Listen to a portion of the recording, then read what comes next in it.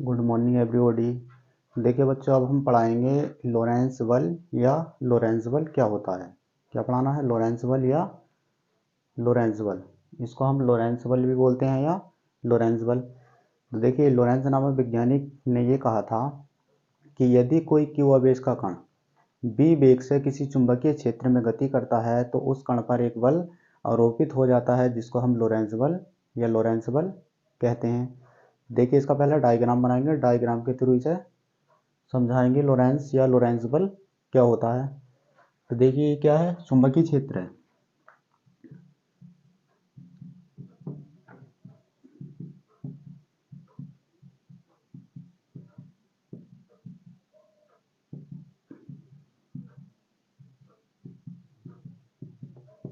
ये हमारा चुंबकीय क्षेत्र, चुंबकीय क्षेत्र, चुंबकीय क्षेत्र हो गया बी।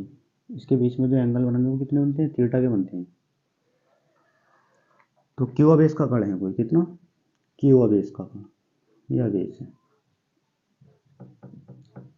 क्यू आवेश का कण कौन से वेग से गति कर रहा? बी वेग से। बी वेग, ये क्या है? बी वेग।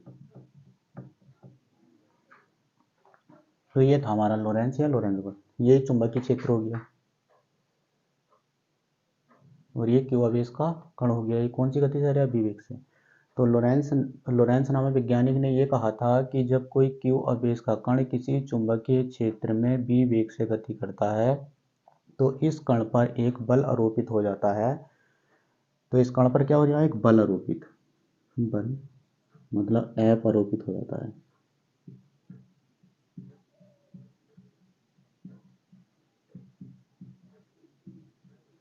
जब कोई धन क्यू आवेश का कण किसी चुंबकीय क्षेत्र में बी वेग से गति करता है तो इस कण पर एक बल आरोपित हो जाता है जिस बल को हम लोरेंस बल या लोरेंस बल कहते हैं। और इस लोरेंस बल या लोरेंस बल को कैसे शो करते हैं? हम एफ से।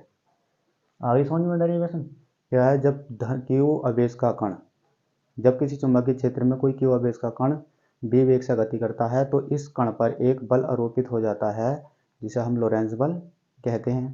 तो इसकी डेफिनेशन लिख देता हूं मैं। जब कोई धन क्यू आवेश का कण, जब कोई धन क्यू आवेश का कण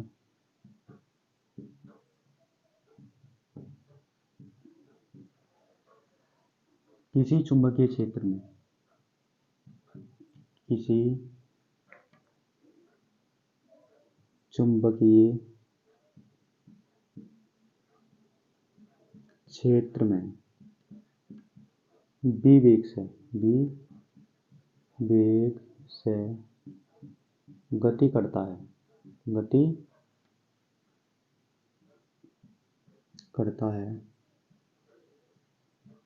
तो उस कण पर एक बल आरोपित हो जाता है, एक बल आरोपित हो जाता है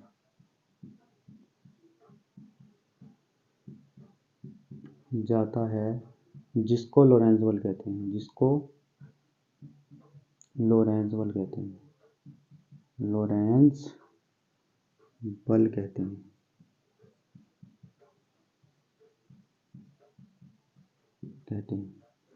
देखिए, जब कोई धन क्यू आवेश का कण किसी चुंबकीय क्षेत्र में बी वेग से गति करता है तो इस कण पर एक बल आरोपित हो जाता है जिसे लोरेंस बल कहते हैं। और लोरेंस बल को हम कैसे शो करते हैं? एफ से। कैसे? एफ से। तो देखिए, एफ से शो करते हैं तो एफ बराबर आ गया हमारा, एफ बराबर क्यू आवेश कण आ गया, इसका वेग बी है, क्यू बी, चुंबकीय क्षेत्र क्या है? B, q B sine theta, sine theta.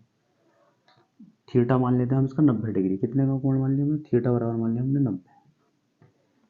F बराबर कितना आ गया? Q B sign 90। थीटा की जगह कितना रख देंगे? 90, साइन 90। साइन 90 की वैल्यू कितनी होती है? 1।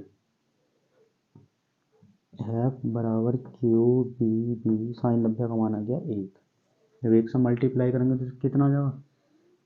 एफ बराबर क्यू बी न्यूटन। F बराबर कितना है, क्यू बी बी न्यूटन। बल का मात्रक क्या होता है, न्यूटन। तो F क्या हमारा, बल, फोर्स, क्यू क्या है, आवेश, बी क्या है, वेग, ये वाला बी क्या है, चुंबकीय क्षेत्र, चुंबकीय क्षेत्र। तो ये आ गया लोरेंस या लोरेंस बल। जब कोई धन की आवेश का कण किसी चुंबकीय क्षेत्र में बी वेग से गति करता है तो इस कण पर एक बल आरोपित हो जाता है, जिसे हम क्या कहते हैं, लोरेंस बल कहते हैं। देखिए इसकी डेफिनेशन है, जब कोई की आवेश का कण किसी चुंबकीय क्षेत्र में विवेक से गति करता है तो उस कण पर एक बल आरोपित हो जाता है, जिसको लोरेंस बल कहते हैं। इसको ऐसे शो करते हैं, बराबर होता है q v v sine theta.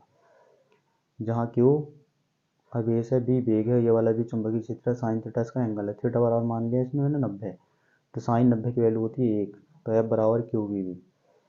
तो एफ बराबर क्यू वी आ गया। तो एफ पता है फोर्स है, और क्यू आवेश है, बी वेग है, और ये वाला भी चुंबकीय क्षेत्र है। तो ये था लोरेंस या लोरेंस बल। तो ये इसका डेरिवेशन है। इससे डायग्राम की सहायता से भी इस वाले लोरेंस या लोरेंस बल को आसानी के साथ याद कर सकते हैं।